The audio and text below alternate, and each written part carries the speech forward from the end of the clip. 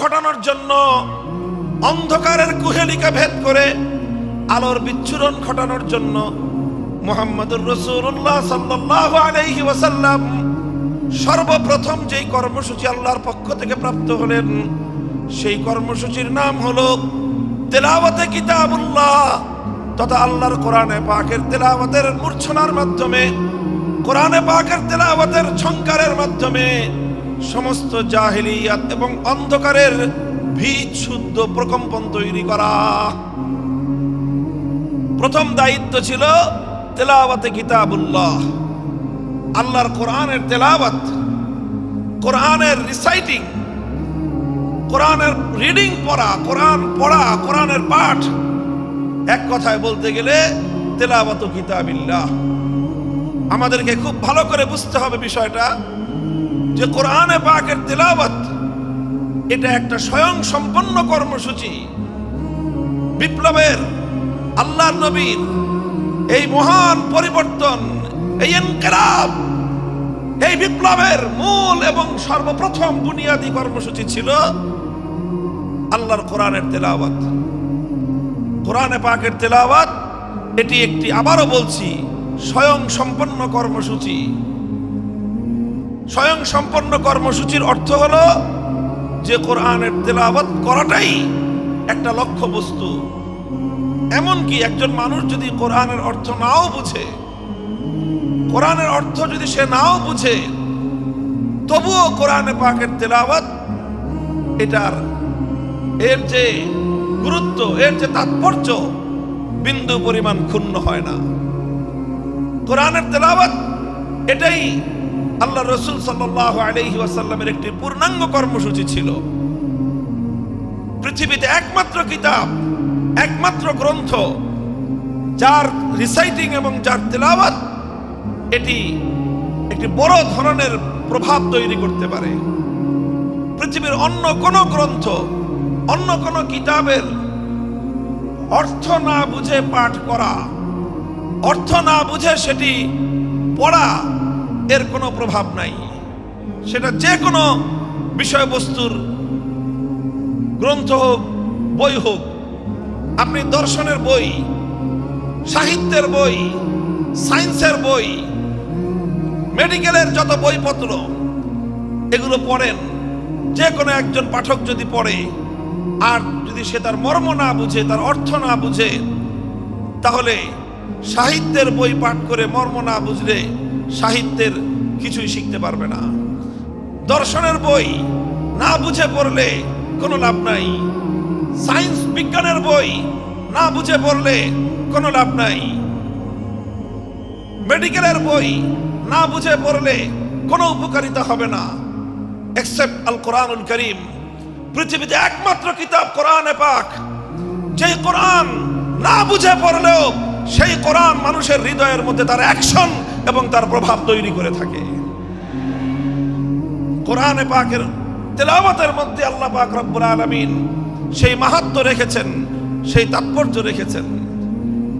আমরা তাফসীর, হাদিস, তাফসীর এবং সিয়ারুস সাহাবা, সাহাবায়ে কেরামের জীবনীতে তার অসংখ্য দৃষ্টান্ত খুঁজে পাই। আবু বকর সিদ্দিক রাদিয়াল্লাহু তাআলা আনহুর জীবনীতে, ইতিহাসের কিতাবে একটি ঘটনা লিপিবদ্ধ হয়। হযরত আবু বকর রাদিয়াল্লাহু আনহু একবার তিনি মক্কা ছেড়ে চলে যাচ্ছেন। পথিমধ্যে আরবের একজন প্রভাবশালী গোত্রীয় নেতা, প্রধান, ইবনুদ দাগিনাহ তার নাম, তার সঙ্গে দেখা। ইবনুদ দাগিনা জিজ্ঞাসা করেন, আবু বকর কোথায় যাও? তিনি বললেন যে মক্কায় আর আমার থাকার উপায় নেই। মক্কার মানুষ আমাকে চরম উত্ত্যক্ত করেছে, আমাকে অনেক আমার অমর্যাদা করেছে, আমার উপর নির্যাতন চালিয়েছে, কাজে আমি আর মক্কায় থাকবো না, আমি মক্কা ছেড়ে চলে যাচ্ছি। ইবনুদ দাগিনা বলল যে আবু বকর, তোমার মতো মানুষ যদি মক্কা থেকে চলে যায়, তোমার মতো সোনার মানুষ, তোমার মতো নরম এবং মানুষের কল্যাণকামী মানুষ, পরোপকারী একজন মানুষ যদি মক্কা থেকে চলে যায়, তাহলে মক্কার জন্য এটা একটা কলঙ্কের জনক অধ্যায় হবে। আরবের লোকেরা বলবে যে মক্কার মানুষ ভালো না, আবু বকরের মতো একজন সোনার মানুষ তাদের সাথে থাকতে পারে না, সুতরাং তোমার মক্কা ছেড়ে চলে যাওয়া চলবে না, তুমি আমার সাথে চলো। আমি দায়িত্ব গ্রহণ করছি যে মক্কায় তোমাকে কেউ কোনো ধরনের ডিস্টার্ব করবে না, তোমাকে কেউ উৎপাত করবে না, আমি তার দায়িত্ব নিচ্ছি। ইবনুদ দাগিনা আবু বকর সিদ্দিক রাদিয়াল্লাহু তাআলা আনহুকে নিয়ে মক্কায় আসে। মক্কার লোকজনদেরকে ডাক দিয়ে বলে, তোমরা আবু বকরের সঙ্গে কেন দুর্ব্যবহার করো? কেন তোমরা আবু বকরকে উত্ত্যক্ত করো? কেন তার উপর নির্যাতন চালাও? আবু বকর যদি তোমাদের মক্কা ছেড়ে চলে যায়, সেটা হবে মক্কার মানুষের জন্য, মক্কার জন্য চরম অসম্মানের একটা বিষয়, মক্কার বাসীর জন্য এটা হবে একটা বদনামের কারণ। সুতরাং আবু বকরকে তোমরা উত্ত্যক্ত করো না, তাকে তোমরা নির্যাতন চালিও না, আবু বকরকে তার মতো মক্কায় থাকতে দাও। কারণ আবু বকর তো কোনো মানুষের ক্ষতি করে না, মানুষের কল্যাণ করে। নিজে আহার না খেয়ে অনাহারী মানুষের মুখে আহার তুলে দেয়, মানুষের সে কল্যাণ সাধন করে। মক্কার লোকেরা তখন জবাব দিল যে আবু বকর যদি মক্কায় থাকতে চায় থাকুক, আমাদের কোনো আপত্তি নাই। এমনকি আবু বকর আমাদের বাপ দাদার ধর্ম ত্যাগ করে মুহাম্মাদের ধর্ম গ্রহণ করেছে, এই ব্যাপারেও আমরা আর আপত্তি করব না।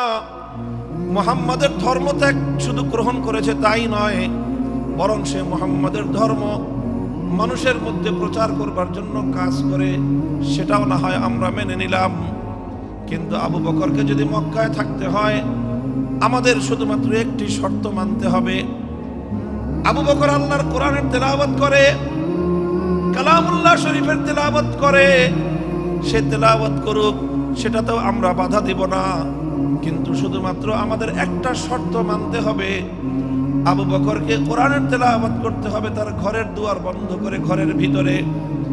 ঘরের দুয়ার খুলে উঠোনে দাঁড়িয়ে, উন্মুক্ত প্রান্তরে দাঁড়িয়ে আবু বকর আল্লাহর কোরআন তেলাওয়াত করে এটা করতে পারবে না। ইবনুদ দাগিনা জিজ্ঞাসা করলো, কারণ কি? ঘরটারও মালিক আবু বকর, ঘরের যে উঠোন সেই উঠোনের মালিকও আবু বকর।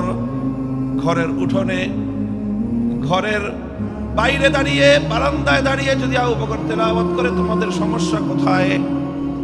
মক্কার লোকেরা তখন জবাব দিল যে আবু বকর যখন ঘরের বাইরে উন্মুক্ত উঠোনে দাঁড়িয়ে আবেগ মাখা কণ্ঠে আল্লাহর কোরআনে পাকের তেলাওয়াত করতে থাকে, তখন আবু বকর সিদ্দিকের এই কোরআনের তেলাওয়াত এটা মন্ত্রমুগ্ধের মতো, এটা চুম্বকের মতো আমাদের মানুষগুলোকে আকর্ষণ করতে থাকে।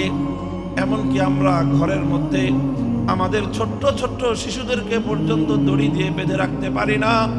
বাদ ভাঙ্গা জোয়ারের মতো আবু বকরের কোরআনের তেলাওয়াত এটা লোহাকে যেমন চুম্বক আকর্ষণ করে টেনে নেয়, আবু বকরের তেলাওয়াতে কোরআন এভাবেই আমাদের ছোট ছোট শিশু বাচ্চাদেরকে, আমাদের ছোট ছোট শিশুদেরকে পর্যন্ত আবু বকরের দিকে, কোরআনের তেলাওয়াতের দিকে আকৃষ্ট করে টেনে নিয়ে আসে। কোরআন তেলাওয়াত করুক, আপত্তি নাই, কিন্তু এমন ভাবে তেলাওয়াত করতে হবে যেন আমাদের মানুষের কর্ণকুহরে কোরআনের তেলাওয়াতের আওয়াজ পৌঁছতে না পারে। মুহতারাম হাজিরিন, ইতিহাস বলে এভাবেই শুধু আল্লাহর কোরআনের তেলাওয়াত এটাই সর্বপ্রথম মক্কার কায়েমি স্বার্থবাদীদের জাহিলিয়াতের ভিত শুদ্ধ কাঁপিয়ে দিয়েছিল। কোরআনের তেলাওয়াতের মধ্যে আল্লাহ পাক রব্বুল আলামিন সেই অ্যাকশন এবং সেই প্রভাব রেখে দিয়েছেন, সেই তাসির রেখে দিয়েছেন। বলেন সুবহানাল্লাহ। আজ কোরআনে পাকের তেলাওয়াত আমরা ছেড়ে দিয়েছি, ভুলে গিয়েছি। খুবই স্বল্প পরিমাণ মানুষ উম্মতের মধ্য থেকে আল্লাহর কোরআনে পাকের বিশুদ্ধ তেলাওয়াত করতে পারে। কোরআনের সেই তেলাওয়াতের সেই পরিবেশ আবার জিন্দা করা চাই। যারা ইসলামী সমাজ গঠন করতে চায়, যারা জাহিলিয়াতকে দূর করে, অন্ধকারকে তিরোহিত করে আলোক বর্তিকা প্রজ্বলিত করতে চাই, দিকে দিকে মানুষের কানে কানে প্রতিটি ঘরে ঘরে আল্লাহর কোরআনের তেলাওয়াতের সুরের মূর্ছনায় এই জাহিলিয়াতের কবর রচনা করবার বিপ্লব শুরু করতে হবে।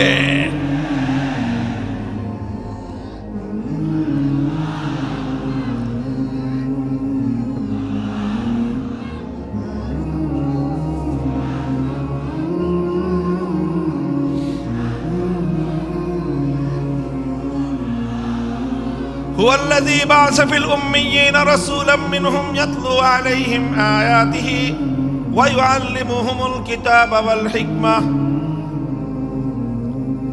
নবী আকরাম সাল্লাল্লাহু আলাইহি ওয়াসাল্লামের এক নম্বর কর্মসূচি ছিল তেলাওয়াতে কালামে পাক, তেলাওয়াতে কিতাবুল্লাহ। আলহামদুলিল্লাহ, আজকের সমাজেও মাদ্রাসাগুলোর মধ্যে, শিক্ষা প্রতিষ্ঠানগুলোর মধ্যে, বিশেষ করে মক্তব এবং তাহফিজুল কোরআন বিভাগ, হিফজ বিভাগে এই বিশুদ্ধ তেলাওয়াতের চর্চা চলছে।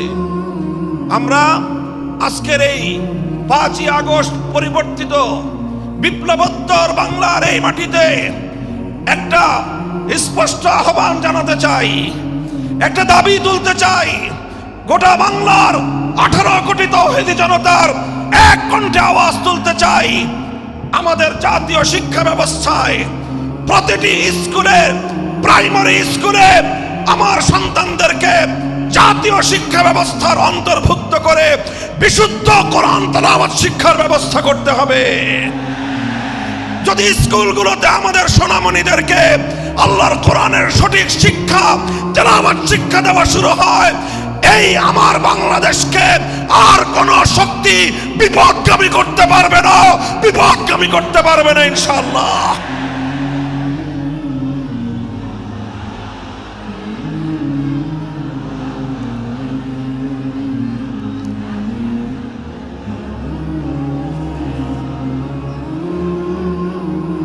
এদেশের মুসলমানদের ট্যাক্সের পয়সা দিয়ে, রাষ্ট্রীয় অর্থে আমাদের সন্তানদের শিক্ষা ব্যবস্থা পরিচালিত হয়।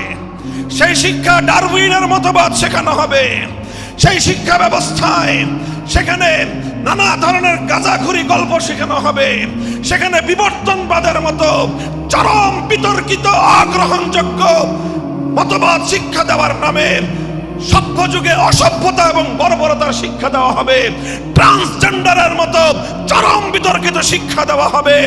সেখানে বৈষম্যের মতো এই সকল শিক্ষা দীক্ষার মাধ্যমে একটি অসভ্য পাশ্চাত্যের উলঙ্গ, অর্থ উলঙ্গ সমাজ তৈরি করার যে অপচেষ্টা নতুন বাংলাদেশ সেটা বরদাস্ত করবে না, সেটা বরদাস্ত করা যাবে না।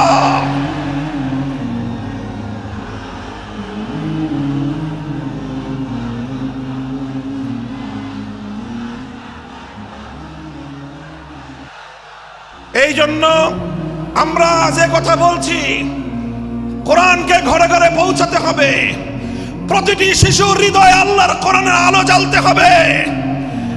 আমাদের জাতীয় শিক্ষা ব্যবস্থায় প্রতিটি প্রাইমারি স্কুলে একজন কোরআনের শিক্ষক নিয়োগ দিয়ে বিশুদ্ধ তেলাওয়াতের এই আওয়াজ আজ বাংলাদেশে গণদাবিতে পরিণত করতে হবে।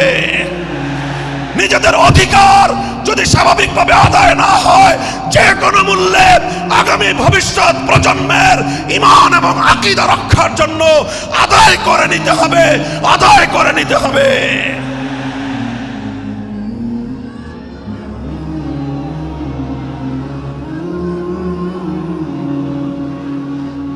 মুহতারাম হাজিরিন, এখানে বিভিন্ন শ্রেণী পেশার মানুষ রয়েছেন। আইন শৃঙ্খলা রক্ষাকারী বাহিনীর ভাইরা রয়েছেন, গোয়েন্দা সংস্থার লোকেরা রয়েছেন, এখানে বিভিন্ন শিক্ষা প্রতিষ্ঠানের শিক্ষক শিক্ষিকা মহোদয় রয়েছেন, অনেক শিক্ষা প্রতিষ্ঠানের পরিচালক মণ্ডলীর সদস্যরা রয়েছেন। আপনারা সকলেই বিবেচনা করে দেখুন যে এত কিছু শিক্ষা দেওয়া হয়, এতগুলো সাবজেক্ট পড়ানো হয়, এত শিক্ষক শিক্ষিকা জাতীয় শিক্ষা ব্যবস্থার শিক্ষাঙ্গনগুলোতে রাষ্ট্রীয়ভাবে প্রতিপালিত হয়, তাদের সকলের আয়োজন হয়, অথচ কোটি কোটি কচি কাঁচা শিক্ষার্থীদের জন্য জাতীয় শিক্ষা ব্যবস্থায় আল্লাহর কোরআনের বিশুদ্ধ তেলাওয়াতটুকু শিক্ষা দেওয়া হলো না। একটি মুসলিম জাতি হিসেবে আমাদের জন্য এর চেয়ে দুঃখজনক, এর চেয়ে লজ্জাজনক আর কোনো বিষয় থাকতে পারে না। এমন বাংলাদেশ দেখার জন্য শরীয়তুল্লাহরা রক্ত দেয় নাই, এমন বাংলাদেশ দেখার জন্য তিতুমিররা বাঁশের কেল্লা গড়ে নাই।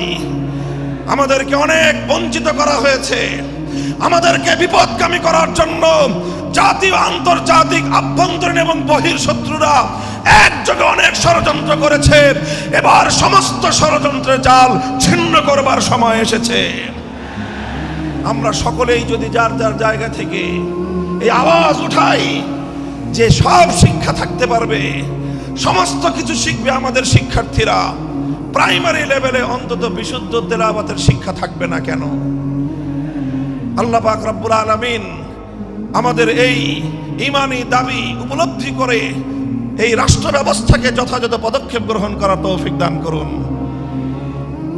এটা ছিল প্রথম কর্মসূচির কথা বলছিলাম। ইয়াতলু আলাইহিম আয়াতিক, এমন একজন পয়গম্বর যে পয়গম্বরের প্রথম কর্মসূচি হবে আল্লাহর কোরআনকে তেলাওয়াত করে শোনানো, কোরআনে পাকের রিসাইটিং, কোরআনের পাঠ, কোরআনের রিডিং পড়ে শোনানো। এটাই হলো একটা বৈপ্লবিক কর্মসূচি। রাসূল আকরাম সাল্লাল্লাহু আলাইহি ওয়াসাল্লামের দ্বিতীয় কর্মসূচির কথা আল্লাহর কোরআন বলছে, ওয়া ইউআল্লিমুহুমুল কিতাব, যে কোরআনের তেলাওয়াত হলো, যে কোরআন পড়ে শোনানো হলো। এক নম্বর কর্মসূচির মাধ্যমে কোরআনকে তেলাওয়াত করে মানুষের কানে কানে পৌঁছে দেয়া হলো। এরপরে দ্বিতীয় কর্মসূচির শুরু হলো। দ্বিতীয় কর্মসূচিটা হলো ওয়া ইউআল্লিমুহুমুল কিতাব, যেই কোরআনকে তুমি তেলাওয়াত করেছো, ওগো আমার নবী, এবার এই জাতিকে তুমি কোরআনে পাকের মর্ম বোঝাও, কোরআনের অর্থ বোঝাও, কোরআনের উদ্দেশ্য বোঝাও, কোরআনের ব্যাখ্যা বোঝাও। তাফসীরের মাধ্যমে মানুষের কাছে আল্লাহর মেসেজ এবং আল্লাহ পাকের পয়গামগুলো বিশ্ব মানব জাতির কাছে তুলে ধরো। রাসূল আকরাম সাল্লাল্লাহু আলাইহি ওয়াসাল্লামের দ্বিতীয় দফা কর্মসূচির শিরোনাম হলো তালিমুল কিতাব, অর্থাৎ আল্লাহর কিতাবের মর্ম এবং তার ব্যাখ্যা শিক্ষা প্রদান করা। আল্লাহর নবী পবিত্র কোরআনে পাককে এভাবেই ব্যাখ্যা করে শিখিয়েছেন, মানুষকে বুঝিয়েছেন, কোরআনের অর্থ বুঝিয়েছেন, কোরআনের এক একটা শব্দ শব্দ করে আল্লাহর নবী এই উম্মতের সামনে তার মর্ম ব্যাখ্যা করেছেন। আল্লাহর নবী কোরআনে পাককে বোঝাতে গিয়ে যেই কথাগুলো বলেছেন, কিয়ামত পর্যন্ত আল্লাহর নবীর সেই কথাগুলোই হাদিসে রাসূল হিসেবে উম্মতে মুহাম্মাদিয়ার কাছে সংরক্ষিত এক মহান মূল্যবান আমানত। তিনি কোরআন শিক্ষা দিয়েছেন, কোরআনের মর্ম বুঝিয়েছেন, কোরআনের ব্যাখ্যা বুঝিয়েছেন। আল্লাহ পাক রব্বুল আলামিন মানব জাতিকে লক্ষ্য করে কি মেসেজ পাঠিয়েছেন, কি বার্তা তিনি দিয়েছেন, সেই বার্তা আর আল্লাহর সেই পয়গামগুলো নবী আকরাম সাল্লাল্লাহু আলাইহি ওয়াসাল্লাম মানুষকে বুঝিয়েছেন। এটা হলো আল্লাহর নবীর 2 নম্বর কর্মসূচি। 1 নম্বর কর্মসূচির শিরোনাম হলো তেলাওয়াতে কিতাব। সবাই বলেন, 1 নম্বর কর্মসূচি হলো তেলাওয়াতে কিতাব। বলেন 1 নম্বর কর্মসূচি কি? 2 নম্বর কর্মসূচি হলো তালিমে কিতাব। বলেন 2 নম্বর কর্মসূচি কি? তালিমে কিতাব। 1 নম্বর ছিল তেলাওয়াতে কিতাব, 2 নম্বর হলো তালিমে কিতাব। তেলাওয়াতে কিতাবের অর্থ হলো শুধু কোরআন পড়া, বুঝুক বা না বুঝুক কোনো সমস্যা নাই, বুঝে পড়লেও সওয়াব হবে, না বুঝে পড়লেও সওয়াব হবে, বুঝে পড়লেও হৃদয়ে প্রভাব তৈরি করবে, না বুঝে পড়লেও হৃদয়ে প্রভাব তৈরি করবে। আল্লাহর কোরআন একমাত্র গ্রন্থ যার প্রতিটি অক্ষরের মধ্যে আল্লাহ পাক রব্বুল আলামিন এক অসাধারণ এবং এক অসম্ভব রকম শক্তি দিয়ে আল্লাহ প্রতিটি অক্ষরকে নাজিল করেছেন। 2 নম্বর তেলাওয়াত, 2 নম্বর কর্মসূচি হলো তালিমে কিতাব। 1 নম্বর কর্মসূচির মাধ্যমে যে কোরআনকে তেলাওয়াত করা হলো, 2 নম্বর কর্মসূচির মাধ্যমে এবার সেই কোরআনের মর্ম এবং তার ব্যাখ্যা শিক্ষা দেওয়া হবে। আল্লাহর রাসূল সাল্লাল্লাহু আলাইহি ওয়াসাল্লাম উম্মতকে 23 বছরে একটা একটা অক্ষর করে তার মর্ম শিক্ষা দিয়েছেন। সাহাবায়ে কেরাম আল্লাহর নবীর কাছ থেকে কোরআনের মর্মগুলো শিখেছেন শুধুমাত্র আরবি ভাষার মাধ্যমে। আরবের সাহাবীরা আল্লাহর কোরআনকে যথাযথ বুঝতে পারেন নাই, আরবি ভাষার মাধ্যমে অনেক জায়গায় তারা উল্টো বুঝেছেন, আল্লাহর উদ্দেশ্য তারা উদ্ধার করতে পারেননি। আল্লাহর মর্ম তারা উপলব্ধি করতে পারেননি, বরং আল্লাহর কোরআনের অর্থ বুঝতে গিয়ে সাহাবায়ে কেরামকে, আরবের মানুষকে প্রতিটি পদে পদে আল্লাহর পয়গম্বর মুহাম্মদুর রাসূলুল্লাহ সাল্লাল্লাহু আলাইহি ওয়াসাল্লামের দ্বারস্থ হতে হয়েছে। আর আল্লাহর নবী প্রতিটি আয়াতকে উম্মতের সামনে এভাবে ব্যাখ্যা করে করে বুঝিয়ে দিয়েছেন। বুঝা গেল কথা?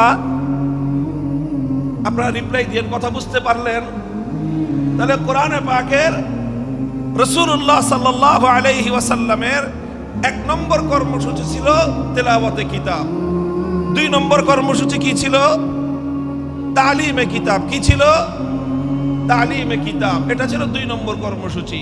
তালিমে কিতাবের অর্থ হলো আল্লাহ যা কিছু বলেছেন তার মর্ম, তার উদ্দেশ্য, তার ব্যাখ্যা, এটাকে এক্সপ্লেইন করে, এটাকে বিস্তারিত বিবরণের মাধ্যমে মানুষকে বুঝিয়ে দেওয়া, উম্মতকে বুঝিয়ে দেয়া, আল্লাহর বান্দাদেরকে বুঝিয়ে দেয়া।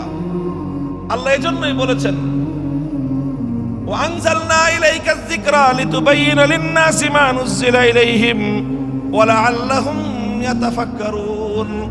ওগো আমার নবী, আমি আমার এই মহাগ্রন্থ কোরআনে পাক আপনার কাছে নাজিল করেছি। পাহাড়ের উপর আমি অবতীর্ণ করি নাই, আসমানের উপর আমি অবতীর্ণ করি নাই, বাইতুল্লাহর উপর আমি অবতীর্ণ করি নাই, অন্য কোনো কিছুর উপর আমি আমার এই কোরআনকে অবতীর্ণ করি নাই। আমার এই কোরআন আমি আপনার নিকট এজন্যই নাজিল করেছি, কারণ আপনার ব্যাখ্যা ছাড়া এই উম্মত এবং এই বিশ্ববাসী আল্লাহর কালামকে পরিপূর্ণভাবে এর অর্থ কোনোদিন এর অর্থ বুঝতে পারবে না, এর মর্ম উদ্ঘাটন করতে পারবে না। এজন্য নবীর 2 নম্বর কর্মসূচি হলো কোরআনে পাকের ব্যাখ্যা বুঝানো। তিনি আলহামদুলিল্লাহ সেই ব্যাখ্যা বুঝিয়েছেন, তিনি সেই মর্ম শিখিয়েছেন। আলহামদুলিল্লাহ আজও উম্মতের মধ্যে কোরআনের অর্থ বোঝানোর প্রক্রিয়া অব্যাহত আছে। মাদ্রাসা শিক্ষার মাধ্যমে এদেশের সোনার সন্তানদেরকে 10 বছরের দীর্ঘ কারিকুলামের মাধ্যমে কোরআনের ব্যাখ্যা শেখানো হয়।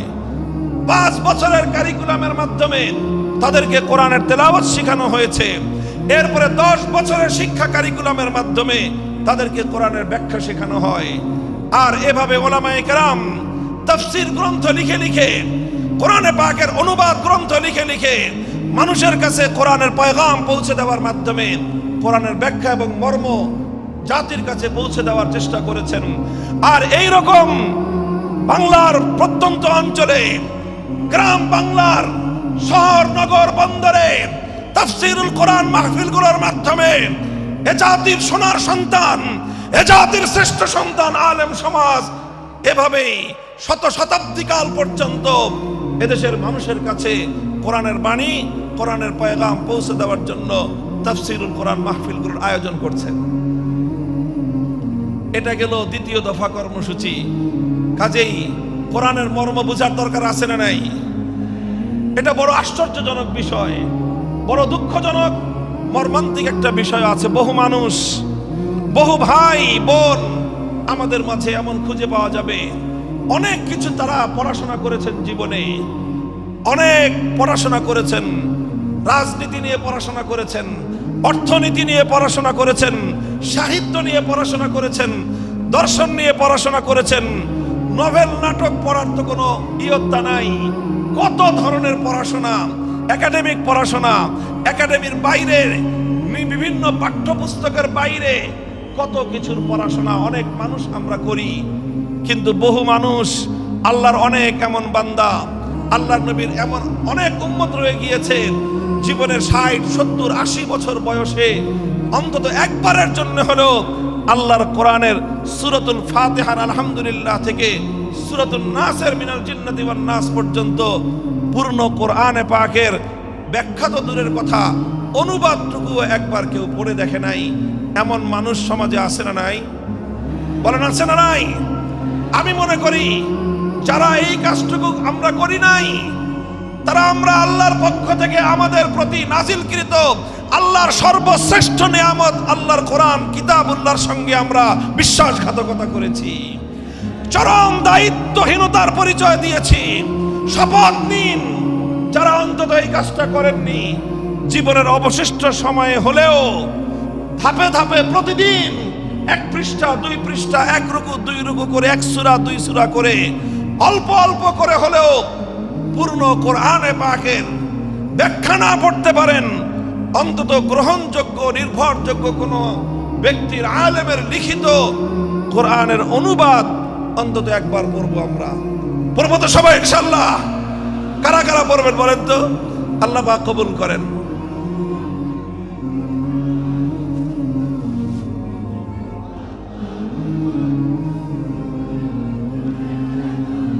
আমরা আল্লাহর কোরআনের আলো ঘরে ঘরে জ্বালতে চাই। ঘরে ঘরে জ্বালার আগে অন্তত প্রথম আমাদের হৃদয়ে গহীনে আল্লাহর কোরআনের আলো জ্বালতে হবে। প্রতিটি মুসলমান কোরআনের তেলাওয়াত শেখার চেষ্টা করতে হবে। দ্বিতীয়ত, কোরআনের মর্ম বোঝার জন্য তালিমে কিতাবের কর্মসূচির আওতায় আমাদের আসতে হবে। আল্লাহর নবীর প্রথম কর্মসূচি তেলাওয়াতে কিতাবের আওতায় এসে কোরআনে পাকের তেলাওয়াত শিখতে হবে। কোরআনে পাকের দ্বিতীয় কর্মসূচি, রাসূলুল্লাহর দ্বিতীয় কর্মসূচি তালিমে কিতাবের আওতায় এসে অন্তত জীবনে একবার হলেও পবিত্র কোরআনে পাকের অনুবাদ ফার্স্ট টু লাস্ট আগাগোড়া একবার অন্তত আপনারা অধ্যয়ন করুন। আমি আত্মবিশ্বাসের সঙ্গে বলতে পারি, একজন মানুষ যদি মনোযোগ সহকারে পূর্ণ কোরআনে পাক একবার অনুবাদ পাঠ করে, কোরআন তার হৃদয়ের গহীনে এমন প্রভাব তৈরি করতে পারবে, পৃথিবীতে আর কোনো কিছু তার হৃদয়ে এত গহীন প্রভাব তৈরি করতে পারবে না ইনশাআল্লাহ। এটা গেল দ্বিতীয় দফা কর্মসূচি। 3 নম্বর কর্মসূচি হলো আল্লাহর পয়গম্বরের ওয়া ইউআল্লিমুহুমুল কিতাবা ওয়াল হিকমাহ, তালিমে হিকমত। 3 নম্বর কর্মসূচি হলো তালিমে হিকমত। কি বললাম বলেন তো? তালিমে হিকমত বলেন সবাই, তালিমে হিকমত। 1 নম্বর কর্মসূচি ছিল তেলাওয়াতে কিতাব, 2 নম্বর কর্মসূচি ছিল তালিমে কিতাব। আল্লাহর নবীর 3 নম্বর কর্মসূচি হলো তালিমে হিকমত। 3 নম্বর কর্মসূচি কি? জোরে বলেন। তালিমে হিকমত। তালিমে হিকমত কি জিনিস? তাফসীরে মাআরিফুল কোরআনে পাকের তাফসীরে মাআরিফুল কোরআনের মধ্যে আল্লামা মুফতি শফি রহমতুল্লাহি আলাইহি, পাক ভারত উপমহাদেশের মুফতি আজম, যিনি সহ অনেক মুফাসসিরিনে কেরামগণ তালিমে হিকমতের যে অগ্রগণ্য ব্যাখ্যা লিখেছেন, সেটা হলো এই তালিমে হিকমত মানে হলো যে প্রথমে কোরআনে পাকের তেলাওয়াত করা হলো, এটা ছিল 1 নম্বর কাজ। তারপরে কোরআনে পাকের মর্ম এবং তার অর্থ এবং তার ব্যাখ্যা শিক্ষা দেওয়া হলো, এটা ছিল তালিমে কিতাব। এটা ছিল 2 নম্বর কর্মসূচি। বন্ধুগণ, আল্লাহর পাক রব্বুল আলামিন তার নবীকে বলেছেন, শুধুমাত্র মৌখিকভাবে কোরআনের অর্থ বুঝিয়ে দিলেই এই জাতি আমার বান্দারা এই কোরআনকে পরিপূর্ণ অনুধাবন করতে পারবে না। শুধুমাত্র ব্যাখ্যা শোনায়ে দিলে, শুধুমাত্র অর্থ শোনায়ে দিলে, অথবা শুধুমাত্র ব্যাখ্যা পড়ায়ে দিলে, শুধু পড়ানো আর শোনানোর দ্বারাই আল্লাহর কোরআনকে এ জাতি পরিপূর্ণভাবে অনুধাবন করতে পারবে না। বরং কোরআনে পাক এটাকে যদি এ জাতির কাছে পরিপূর্ণভাবে উপস্থাপন করতে হয়, আল্লাহর বান্দাদেরকে যদি কোরআনে পাক পরিপূর্ণভাবে বোঝাতে হয়, তাহলে কোরআনের মর্ম বলার পাশাপাশি যেই কাজটা করতে হবে সেটা হলো পবিত্র কোরআনে পাককে যথাযথভাবে এর যেই সকল বিষয়গুলোর সাথে প্র্যাকটিসের সম্পর্ক রয়েছে, সেই বিষয়গুলিকে আল্লাহর নবী প্র্যাকটিক্যাল বাস্তবায়ন করে দেখায় দেওয়া, এটার নামই হলো তালিমে হিকমত।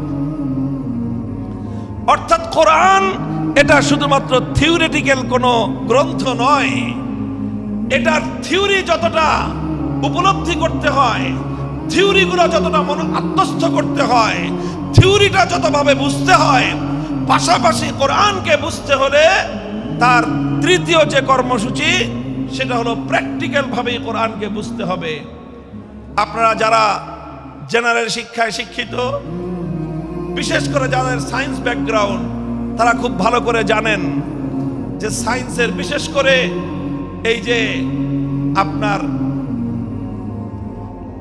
সায়েন্সের যে অনেকগুলো সাবজেক্ট রয়েছে, পদার্থবিজ্ঞান, তারপরে আরো অন্যান্য অনেকগুলো সাবজেক্ট যেগুলো শুধুমাত্র বই পড়ায় দিলে শিক্ষার্থীরা পরিপূর্ণভাবে উপলব্ধি করতে পারে না, বরং তার প্র্যাকটিক্যাল করতে হয়।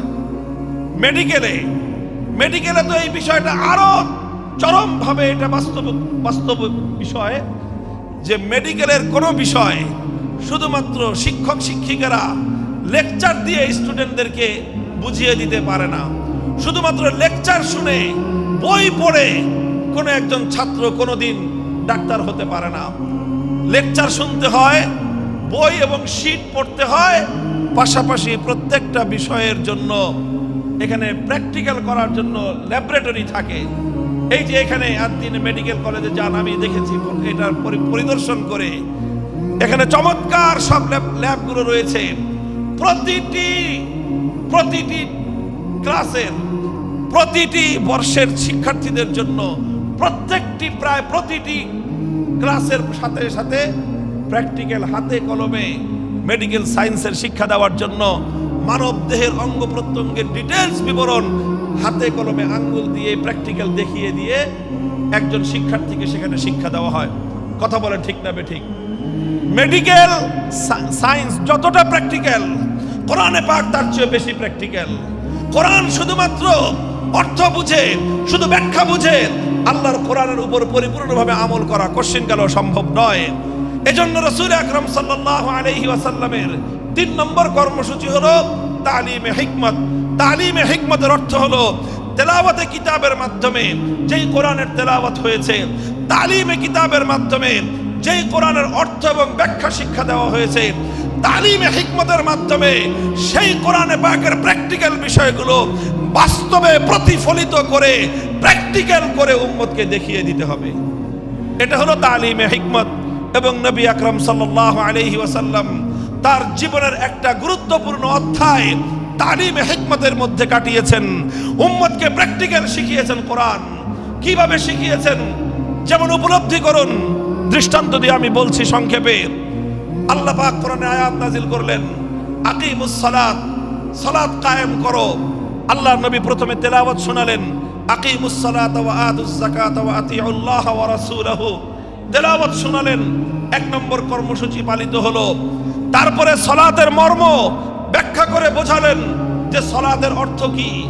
আল্লাহর নবী বুঝিয়ে দিলেন সালাতের অর্থ হলো এমন একটা ইবাদত যে ইবাদতের মধ্যে তাকবীরে তাহরিমা থাকবে, যে ইবাদতের মধ্যে সূরা ফাতিহার তেলাওয়াত থাকবে, যে ইবাদতের মধ্যে সূরা ফাতিহার পরে আরো কোরআনের তেলাওয়াত থাকবে, যে ইবাদতের মধ্যে রুকু থাকবে, রুকুর মধ্যে তাসবিহ থাকবে, তারপরে সাজদা থাকবে, সাজদার মধ্যে তাসবিহ থাকবে, তারপরে বৈঠক হবে, সেই বৈঠকের মধ্যে তাশাহুদ থাকবে। এইভাবে সালামের মাধ্যমে যে ইবাদতটা সমাপ্ত হবে, সালাতের দ্বারা সেই ইবাদত উদ্দেশ্য, সেই সালাতকে কায়েম করতে বলেছেন।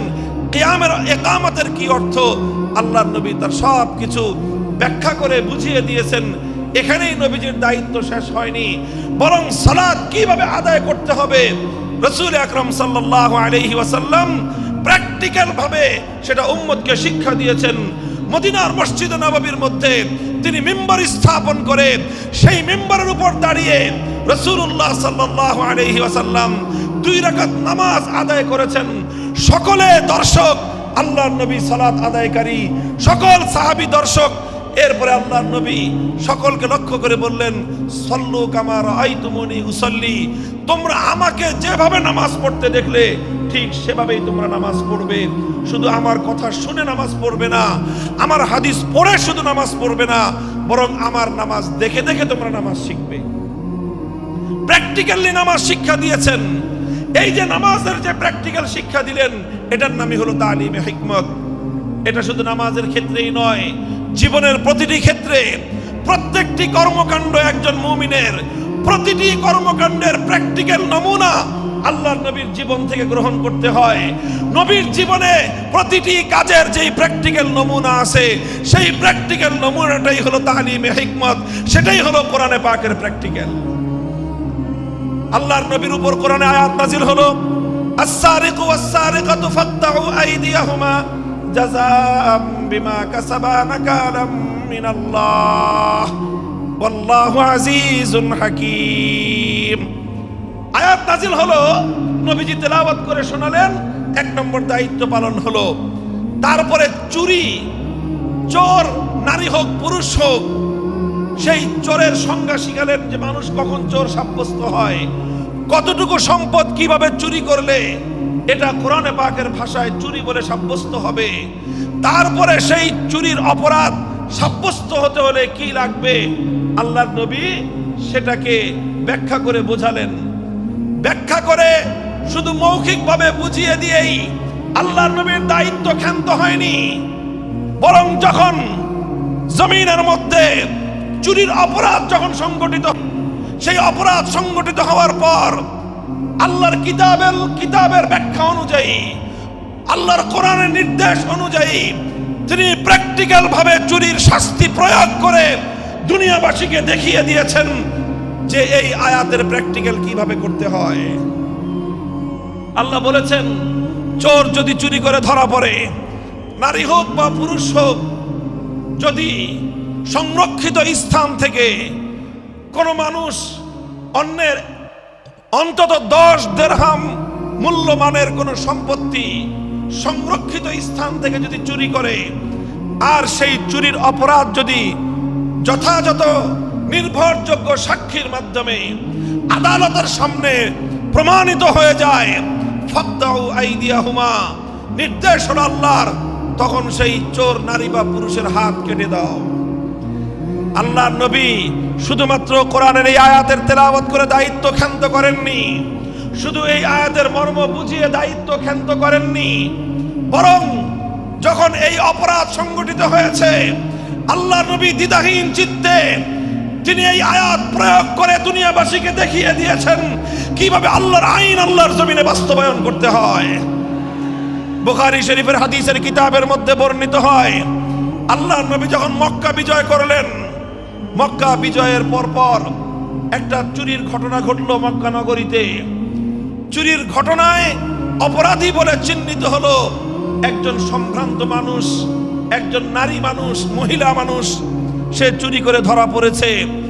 নাম হলো তার ফাতেমা, গোত্র হলো তার বনু মখজুম, ফাতেমায়ে মখজুমিয়া বলা হয়।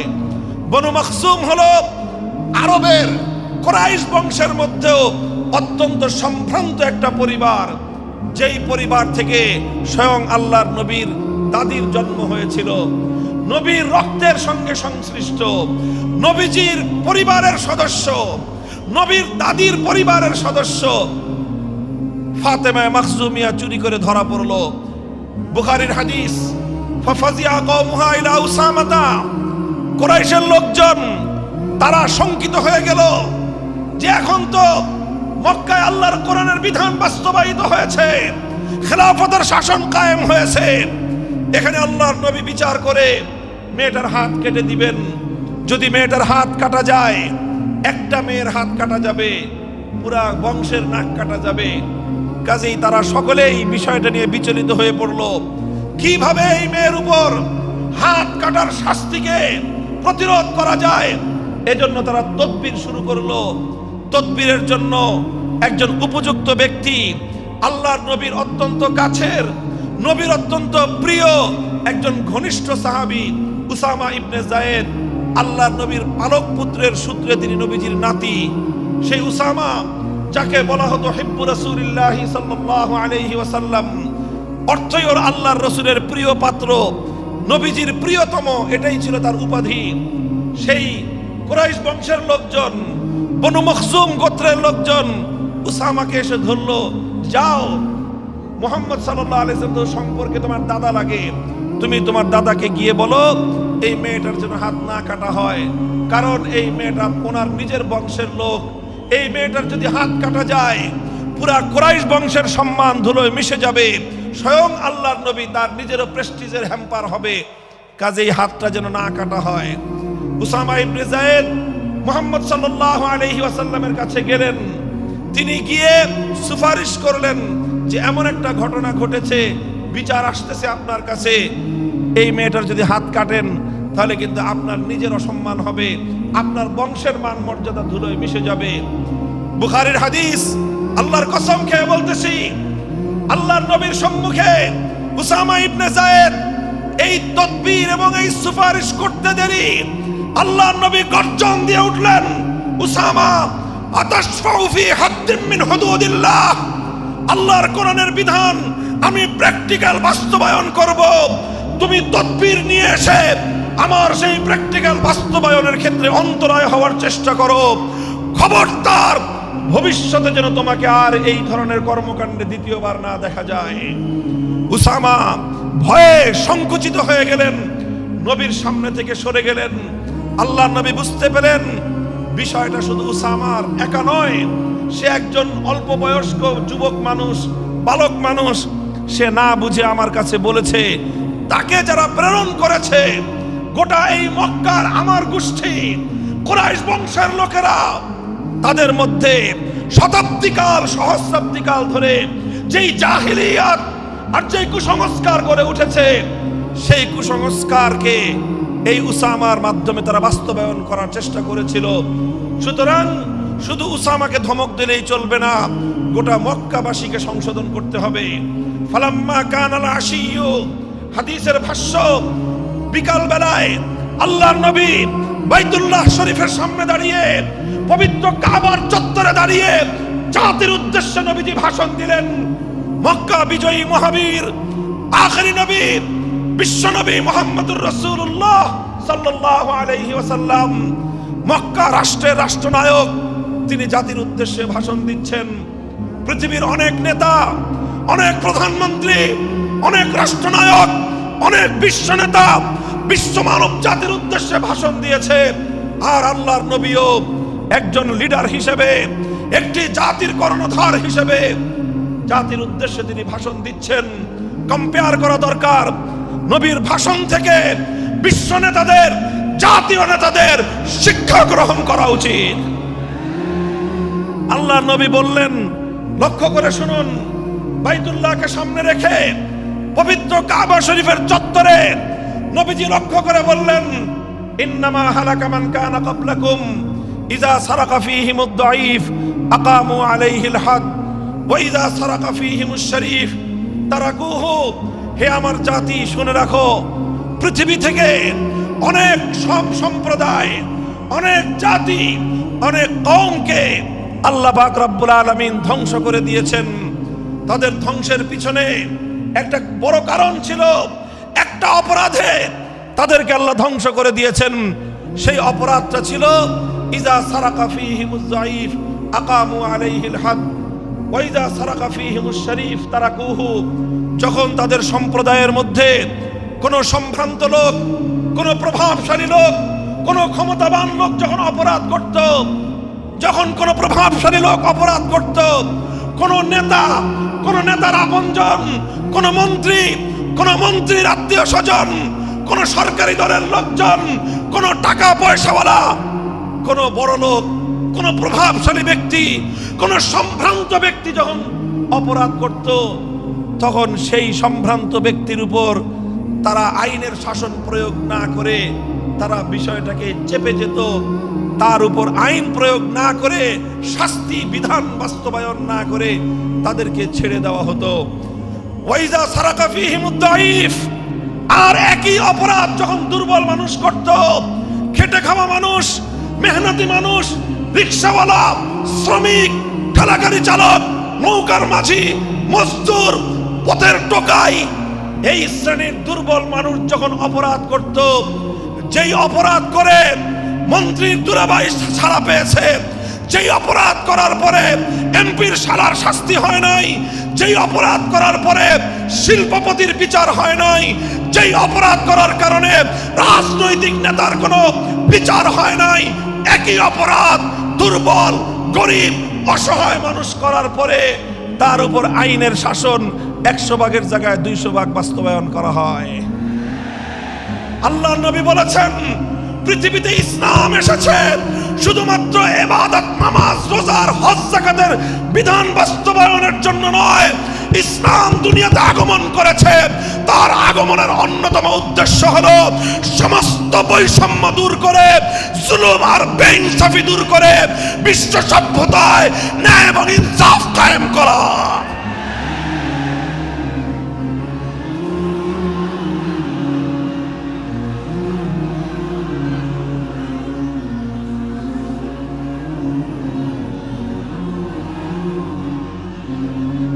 মনে রাখবেন, বৈষম্যহীন সমাজ গড়া এটা শুধু বৈষম্য বিরোধী ছাত্র নেতৃবৃন্দের দায়িত্ব নয়।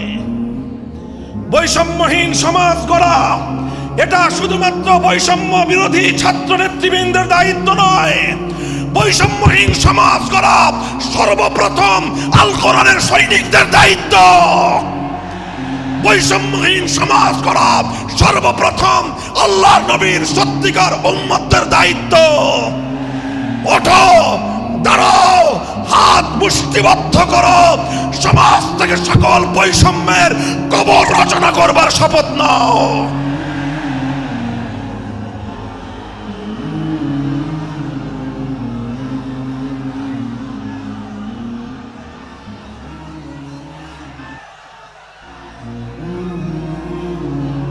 মুহতারাম হাজিরিন, কথাটা খুব জায়গা লক্ষণীয়, শোনার বিষয়।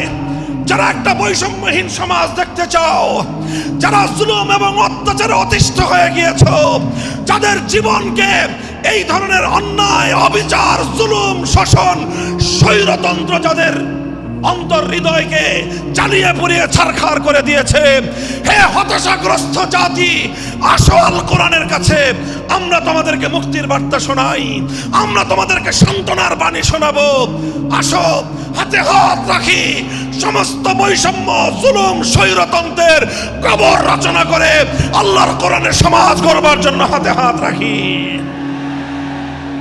দেখেন, আল্লাহ পাক রব্বুল আলামিন যুগে যুগে যত নবী রাসূল প্রেরণ করেছেন, যুগে যুগে যত আসমানি কিতাব আল্লাহর পক্ষ থেকে অবতীর্ণ হয়েছে, কেন হয়েছে? শুধুমাত্র মুসল্লিদের সমাজ গড়বার জন্য নয়, শুধুমাত্র রোজাদার সমাজ গড়ার জন্য নয়। অবশ্যই কোরআন এবং কিতাব নাজিল হয়েছে নামাজের জন্য, অবশ্যই কোরআন এবং কিতাব নাজিল হয়েছে রোজা, হজ, যাকাত সহ আল্লাহ পাকের যাবতীয় বিধান সমাজে বাস্তবায়ন করার জন্য। তবে একমাত্র এইটাই উদ্দেশ্য নয়, বরং সমস্ত কিতাব, সমস্ত নবী রাসূল দুনিয়াতে আগমন করার অন্যতম একটা মৌলিক লক্ষ্য। কোরআনে পাকের সূরাতুল হাদীদ থেকে তেলাওয়াত করেন, অর্থ বুঝেন, মর্ম বুঝার চেষ্টা করেন। লাকাদ আরসালনা রুসুলানা বিল বায়িনাতি ওয়াল হুদা ওয়া আনজালনা মাআহুমুল কিতাবা ওয়াল মিজান লিয়াকুমান নাসু বিল কিসত। আল্লাহ কোরআন বলছে যে আমি নবী রাসূল পাঠিয়েছি, আসমান থেকে যুগে যুগে কিতাব নাজিল করেছি। এই সব কিছুর অন্যতম একটা উদ্দেশ্য হলো লিয়াকুমান নাসু বিল কিসতি। কোরআন নাজিলের উদ্দেশ্য, নবী প্রেরণের উদ্দেশ্য, শরীয়ত প্রেরণের উদ্দেশ্য, ধর্ম প্রেরণের উদ্দেশ্য হলো, অন্যতম উদ্দেশ্য হলো লিয়াকুমান নাসু বিল কিসতি। মানব সমাজ থেকে অন্যায়, অবিচার, জুলুম, শোষণ দূরীভূত করে ন্যায় এবং ইনসাফ কায়েম করা, এটাই হলো ইসলামের অন্যতম মৌলিক লক্ষ্য। যদি ইনসাফ কায়েম না করা যায়, ইসলাম অনুসরণ করা যায় না। যদি বেইনসাফের বিরুদ্ধে লড়াই না করতে পারো, মিথ্যে মুসলমানিত্বের দাবি ত্যাগ করো। তুমি যদি ইনসাফের জন্য যুদ্ধ করতে না পারো, তুমি যদি বৈষম্যের বিরুদ্ধে লড়াই করার হিম্মত না রাখো, মুসলমানের মিথ্যা দাবি করা ভণ্ডামি ছাড়া কিছুই নয়।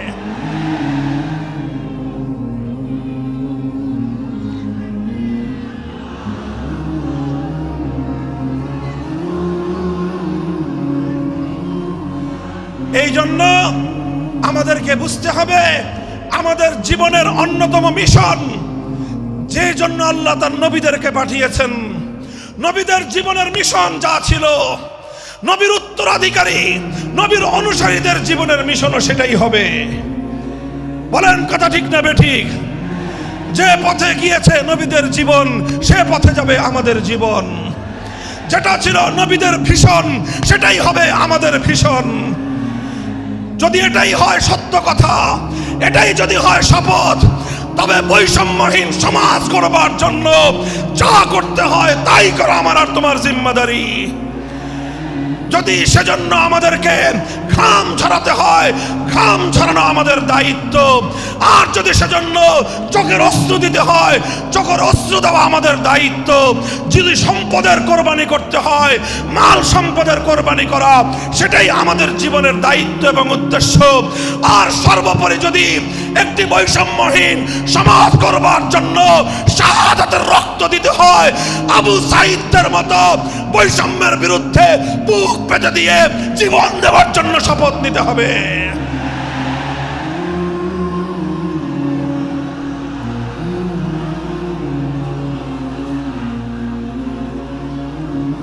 এই প্রস্তুত থাকবেন তো ইনশাআল্লাহ? আল্লাহর নবী বললেন এই বৈষম্য চলবে না, এই বৈষম্য জাহিলিয়াত, এই বৈষম্য মূর্খতা। সমাজের মধ্যে নিজের দলের লোক অন্যায় করলে পাকার পার, বিরোধী দলের লোক অন্যায় করলে আইনের শাসনে 100 ভাগের জায়গায় 200 ভাগ। নিজেরা অপরাধ করলে সেই অপরাধীকে ছাড়িয়ে নেওয়ার জন্য সমস্ত আয়োজন।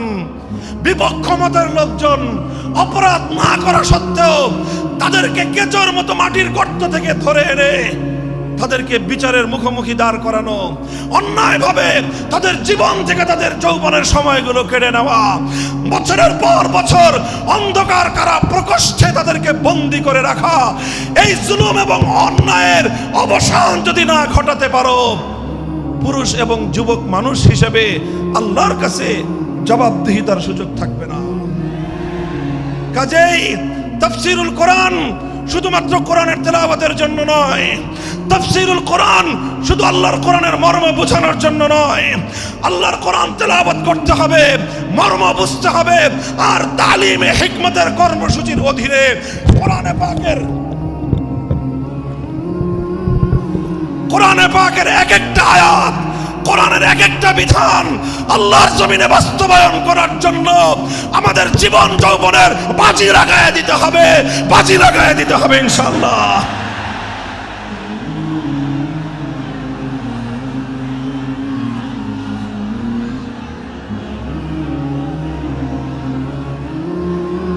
হযরত রাসূল আকরাম সাল্লাল্লাহু আলাইহি ওয়াসাল্লাম বলছিলাম, জাতির উদ্দেশ্যে প্রদত্ত মক্কা বিজয়ী মহাবীর আমিরুল মুমিনিন নবিয়ুল্লাহ খলিফাতুল্লাহ ফিল আরদ খলিফাতুল মুসলিমিন মুহাম্মদুর রাসূলুল্লাহ সাল্লাল্লাহু আলাইহি ওয়াসাল্লামের বক্তব্যের কথা আল্লাহর নবী বললেন, বৈষম্যের কারণে আল্লাহ পাক রব্বুল আলামিন পৃথিবীর বহু জাতিকে ধ্বংস করে দিয়েছেন। সুতরাং শুনে রেখো, আমার দ্বারা বৈষম্য হবে না। শুধু আমার বংশের লোক দেখে, আমার গোত্রের লোক দেখে, আমার রক্তের আত্মীয়তার সূত্রের কারণে আমি অপরাধ প্রমাণিত হওয়ার পরেও তার উপর কোরআনের বিধান বাস্তবায়ন করব না, এটা আমার দ্বারা সম্ভব নয়। এরপরে আল্লাহর নবী যেই কথাটি বললেন, সেই কথা যদি আল্লাহর নবী হাদিসে না বলতেন, তাহলে সেই কথা উচ্চারণ করতে আমাদের জিহ্বা কেঁপে উঠত, আমাদের বক্ষ প্রকম্পিত হতো।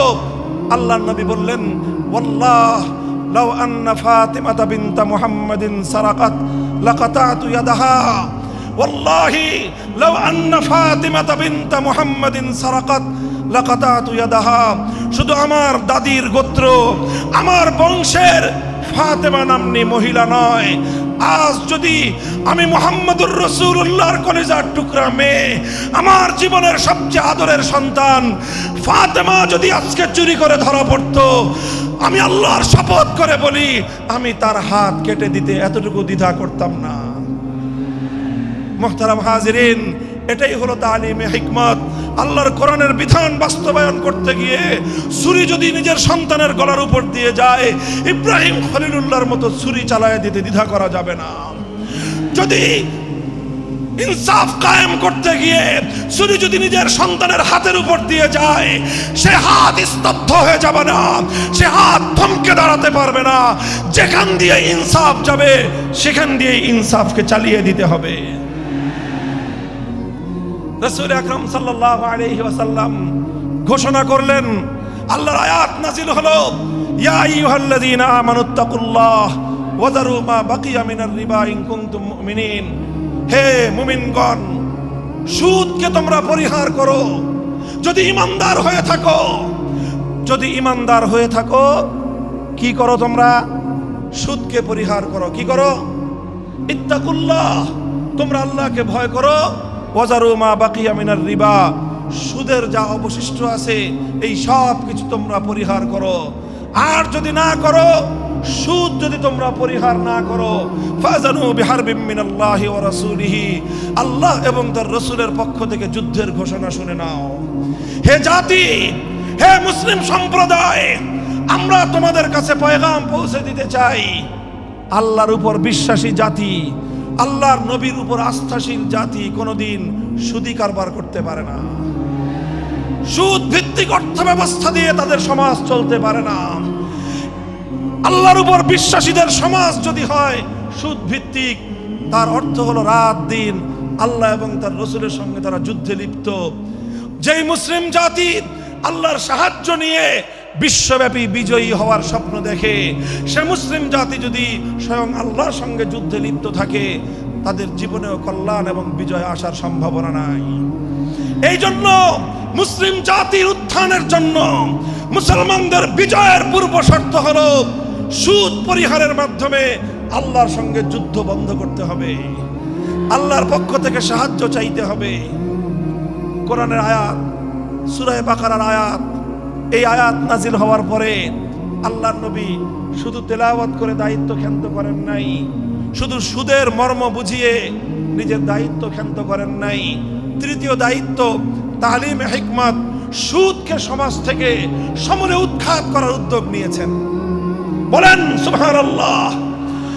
শুধু আলোচনা করে বক্তৃতা দিয়ে নবীর দায়িত্ব শেষ হয় নাই, শুধুমাত্র তাফসীর করে দিয়ে নবীর দায়িত্ব ক্ষান্ত হয় নাই, বরং এক একটা বিধান, আল্লাহর এক একটা আয়াত কিভাবে সমাজে বাস্তবায়ন করা লাগে, করা যায়, নবীজি প্র্যাকটিক্যাল ভাবে তার উদ্যোগ গ্রহণ করেছেন। কিভাবে উদ্যোগ নিয়েছেন? সুদের বিরুদ্ধে কি উদ্যোগ নিয়েছিলেন? কিতাব উল্টান, হাদিসের কিতাব বুখারী শরীফের হাদিস, নবীজি ঘোষণা দিলেন, আলা ইন্না রিবাল জাহিলিয়াতি মাওদুউন তাহতা কদামাইয়া। জাহিলিয়াতের যুগে যত সুদের কারবার চলতো, ইসলাম এবং আল কোরআনের সমাজ গড়বার পর সেই জাহিলি যুগের রীতি, সুদ ভিত্তিক অর্থ ব্যবস্থা মুসলিম সমাজে আর থাকতে পারে না।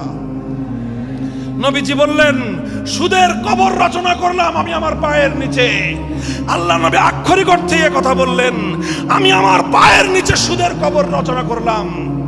এরপরে আল্লাহ নবী ঘোষণা দিলেন, অনেকে আছো তোমরা যারা আগে কুফরির জমানায় জাহিলিয়াতের যুগে সুদের উপর লগ্নি করেছো, সুদের উপর মানুষকে ঋণ দিয়েছো, সুদী মহাজন যারা সুদের ভিত্তিতে মানুষকে টাকা দিয়েছো, এইরকম কাজ কারবার যারা করত, সেই যুগে তাদের মধ্যে একজন ছিলেন স্বয়ং আল্লাহর নবীর চাচা হযরত আব্বাস বিন আব্দুল মুত্তালিব রাদিয়াল্লাহু আনহু। মক্কার ঘরে ঘরে আব্বাস রাদিয়াল্লাহু আনহু মানুষের কাছে ঋণ টাকা দিতেন, টাকা পাওনা ছিল এবং সকল টাকা লগ্নি করা ছিল, বিনিয়োগ করা ছিল সুদের ভিত্তিতে। আল্লাহর নবী ঘোষণা করলেন, জাহিলি যুগের সমস্ত সুদ আমি আল্লাহর নবী মওকুফ ঘোষণা করলাম। সর্বপ্রথম যেই সুদ আমি মাফ ঘোষণা করলাম সেটা হলো আমার চাচা আব্বাসের সুদ। কাউকে আমার চাচার কাছ থেকে যারা ঋণ নিয়েছিল, কেউ আর আমার চাচার সুদ দিতে হবে না, শুধুমাত্র মূল পুঁজিটা ফেরত দিবে। সুদ আজ থেকে কবর রচনা করা হলো। হে মুসলমান, যেই সুদের কবর রচনা করে সেই কবরের উপর ইসলামের বিজয়ের বুনিয়াদ কায়েম হয়েছিল, ইসলামের বিজয়ের কেতন উড়েছিল। অন্যায় বৈষম্যের কবর রচনা করে, সুদ ভিত্তিক অর্থ ব্যবস্থার কবর রচনা করে আজ মুসলমানেরা আবার সেই কবর খুঁড়ে সেখান থেকে জুলুম, অত্যাচার, সুদ ভিত্তিক অর্থ ব্যবস্থাকে কবরের পচা মাল, কবরের মরা পচা করা লাশ মুসলিম সমাজের মধ্যে আবার পুনর্বাসিত করেছে। এজন্যই আজ মুসলমানদের এই অধপতন। যদি মুক্তি চাও, যদি মুক্তি চাও, শুধুমাত্র ইবাদত দিয়ে মুক্তি আসবে না। ইবাদত যেমন করতে হবে, যেরকম নামাজ রোজা হজ যাকাত তাসবিহ তাহলিল আদায় করতে হবে, ঠিক একই ভাবে সমাজ সংস্কার করার জন্য সমাজ থেকে জুলুম দূর করতে হবে, বৈষম্য দূর করতে হবে, বেইনসাফি দূর করতে হবে, সুদ ভিত্তিক অর্থ ব্যবস্থার বিরুদ্ধে জাতীয়ভাবে ঐক্য গড়ে তুলে সুদের বিরুদ্ধে যুদ্ধ ঘোষণা করতে হবে। রাজি আছেন তো ইনশাআল্লাহ? আল্লাহ পাক তৌফিক দান করেন। হাত নামান। 3 দফা কর্মসূচি গেল, তালিমে হিকমত সর্বশেষ আলোচনা ও সমাপ্তির দিকে। নবীজির 4 নম্বর কর্মসূচি হলো ওয়ায়ুআল্লিমুহুমুল কিতাবা ওয়াল হিকমাতা ওয়া ইউযাক্কিহিম। ইউযাক্কিহিম অর্থ হলো তাজকিয়া। তাজকিয়ার অনেক অর্থ। তাজকিয়া বলে শুধুমাত্র পীর মুরিদি বোঝানো হয়, তাজকিয়া বলে শুধুমাত্র তাসাউফ চর্চা বোঝানো হয়, তাজকিয়া বলে শুধুমাত্র কিছু ওজিফা আদায় করা বোঝানো হয়। তাজকিয়ার আসল সারমর্ম হলো, একটু লক্ষ্য করে বুঝেন, খুব গভীর এবং তাৎপর্যময় একটা কথা। তাজকিয়ার মূল অর্থ হলো, দেখেন কর্মসূচি ছিল কয়টা? 4টা। 1 নম্বর কর্মসূচি ছিল তেলাওয়াতে কিতাবুল্লাহ, আল্লাহর কিতাবের তেলাওয়াত। 2 নম্বর কর্মসূচি ছিল তালিমে কিতাব, কিতাবুল্লাহ আল্লাহর কিতাবের মর্ম বুঝানো। 3 নম্বর কর্মসূচি ছিল তালিমে হিকমত, অর্থাৎ আল্লাহর কিতাবের প্রত্যেকটা বিধান, প্রত্যেকটা বিষয়কে প্র্যাকটিক্যাল আমলে পরিণত করা, কার্যে পরিণত করা। কথা ঠিক না বেঠিক? 3 নম্বর কর্মসূচি হলো শুধু আমলে পরিণত করাই দায়িত্ব শেষ নয়, বরং আমলে পরিণত করার পরেও আরো অগ্রসর হতে হবে। 4 নম্বর কর্মসূচি হলো আল্লাহর কোরআনকে নিজের আখলাক এবং নিজের চরিত্রে পরিণত করা। কোরআনকে চরিত্রে পরিণত করা, কোরআনের চরিত্র অর্জন করা। কোরআন যে আখলাকের কথা বলেছে, কোরআন যেই চরিত্রের কথা বলেছে, সেই কোরআনই চরিত্র যখন একজন মানুষ গঠন করতে পারে, এটাকেই বলা হয় তাজকিয়া। এটার নামই হলো তাসাউফ। মুহতারাম হাজিরিন, আল্লাহর নবী নিজের জীবনে 100% আল্লাহর কোরআনকে নিজের চরিত্রে পরিণত করতে পেরেছিলেন। এই জন্য যদি কেউ জিজ্ঞাসা করে আল্লাহর নবীর সিরাত কি, নবীর জীবনীটা কি, বলেন তো সবচেয়ে সংক্ষিপ্ত অথচ সবচেয়ে পূর্ণাঙ্গ জবাব হলো, কি বললাম? সবচেয়ে সংক্ষিপ্ত অথচ সবচেয়ে পূর্ণাঙ্গ। নবীর জীবন সম্পর্কে সবচেয়ে সংক্ষিপ্ত এবং সবচেয়ে পূর্ণাঙ্গ বর্ণনা হলো কানা খুলুকুহু আল কোরআন, আমার নবীর চরিত্র ছিল কোরআন। কোরআন যা বলেছে নবীর চরিত্রে সেটা বাস্তবায়িত হয়েছে, নবীর আখলাকে সেটা বাস্তবায়িত হয়েছে। নবীজির কথাবার্তা, নবীজির উঠা বসা, নবীজির আচার ব্যবহার, নবীজির প্রত্যেকটা অ্যাক্টিভিটি, এমনকি চিন্তা চেতনা, সব যখন আল্লাহর কোরআন অনুযায়ী তৈরি হয়, তখন সেটাকেই বলা হয় তাজকিয়া। আর এটাই হলো কোরআনকে কেন্দ্র করে 4র্থ কর্মসূচি। মুহতারাম হাজিরিন, আমি আমার আলোচনা এবার সমাপ্তির দিকে টেনে নিয়ে যাই। আসুন আমরা আল্লাহর কোরআনকে সেন্টারে রেখে একটা সমাজ বিনির্মাণের চেষ্টা করি। সেই সমাজ বিনির্মাণের জন্য প্রথম কাজ, ঘরে ঘরে কানে কানে কোরআনের তেলাওয়াতের আওয়াজ পৌঁছে দেই। 2 নম্বর, প্রতিটি মুসলমানের কাছে কোরআনের মর্ম বোঝানোর চেষ্টা পৌঁছে দেই। 3 নম্বর হলো কোরআনের প্রত্যেকটা বিধান সমাজে, ব্যক্তিগত জীবনে, পরিবার জীবনে, সমাজে, রাষ্ট্র জীবনে বাস্তবায়ন করার উদ্যোগ নেই। 4র্থ কর্মসূচি হলো আল্লাহর কোরআনকে নিজের আখলাক, নিজের চরিত্রে রূপান্তরিত করার জন্য সর্বাত্মক চেষ্টা চালাই। ইনশাআল্লাহ রাজি আছি তো? ইনশাআল্লাহ রাজি আছেন তো? আল্লাহর কোরআন শুধুমাত্র তেলাওয়াত নয়, শুধুমাত্র তাফসীর আর ব্যাখ্যা নয়, এই কোরআনকে বাস্তবে পরিণত করবার জন্য মুসলমানরা যদি উদ্যোগ গ্রহণ করে, আগামীর বিশ্ব হবে ইসলামের বিশ্ব, আগামীর বিশ্ব হবে আল কোরআনের বিশ্ব ইনশাআল্লাহ। বাংলাদেশ বাংলাদেশ বাংলাদেশ নিয়ে আমার আখেরি বার্তা এখন হলো, বিপ্লবের জন্য বাংলাদেশ উর্বর হয়ে আছে। কথা বলেন ঠিক না বেঠিক? পানি পড়লে যেভাবে শীতকালের পরে বৃষ্টির পানি পড়ার সঙ্গে সঙ্গে ফসলের মাঠ যেমন চাষাবাদের জন্য উর্বর হয়ে যায়, আবু সাঈদ মুগ্ধ সিফাত হাসান, এভাবে আমাদের অসংখ্য অগণিত বীর শহীদদের রক্ত ভেজায় বাংলার মাটি এখন ইসলামী বিপ্লবের জন্য উর্বর হয়ে আছে, আল কোরআনের বিপ্লবের জন্য উর্বর হয়ে আছে। এই সমাজ, এই জমিন এখন বিপ্লবী চায়। সে বিপ্লব আব্রাহাম লিঙ্কনের আদর্শের বিপ্লব নয়, সে বিপ্লব কার্ল মার্কস, মাও সেতুং আর লেনিনদের বিপ্লব নয়। বাংলার মাটি আরেকটা বিপ্লব দেখতে চায়, সে বিপ্লব হবে আল কোরআনের বিপ্লব, সে বিপ্লব হবে ইসলামী সমাজ গঠনের বিপ্লব। সেই বিপ্লবের জন্য 2000 যুবক নয়, যদি 2 লক্ষ যুবকের তাজা বুকের শাহাদাতের রক্তের প্রয়োজন হয়, সে রক্ত দেওয়ার জন্য শহীদ ঈদগাহে কারা কারা জমায়েত হবে, কারা কারা জমায়েত হবে।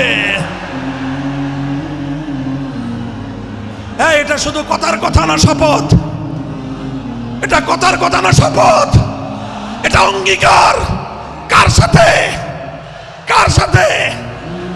ইনশাআল্লাহ এই শপথ এবং অঙ্গীকারের উপর আমরা আমাদের জীবনের অবশিষ্ট সময়গুলো অতিক্রম করার চেষ্টা করব। করবেন তো ইনশাআল্লাহ? আল্লাহ পাক কবুল করুন, তৌফিক দান করেন। 3 দিন ব্যাপী আজিমুস শান তাফসীরুল কোরআন মাহফিলের এই আয়োজন সার্থক হোক, ইসলামী সমাজ গঠনের জন্য এখান থেকে মানুষ অনুপ্রেরণা নিয়ে ঘরে ফিরুক, ঘরে ঘরে কোরআনের আলো, ঘরে ঘরে কোরআনের তেলাওয়াত, কোরআনের তালিম এবং কোরআনের হিকমতের আমল শুরু হোক। আল্লাহ আমাদের সকলকে